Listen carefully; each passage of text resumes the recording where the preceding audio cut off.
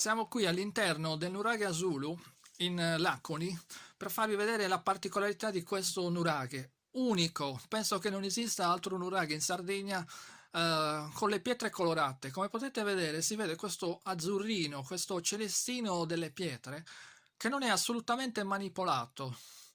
Non c'è nessunissimo effetto sulla videocamera oppure sull'illuminazione, ma è proprio quello che vedo io con i miei occhi.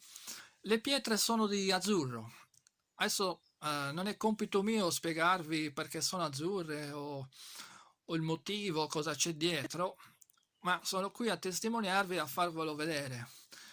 È assolutamente incredibile, devo dire che dopo aver visto decine e decine di nuraghi in giro per la Sardegna, anche in compagnia di tanti geologi, archeologi ed esperti, docenti, ma non mi era mai capitato di vedere una cosa simile.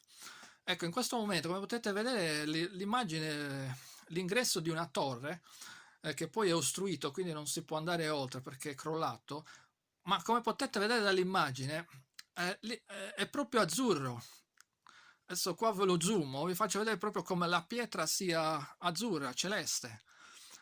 Eccolo qua. Non si tratta di una pitturazione, quindi non è che sia stato pitturato con qualche materiale dagli antichi, dai nuragici, ma è proprio sono le pietre che sono azzurrine.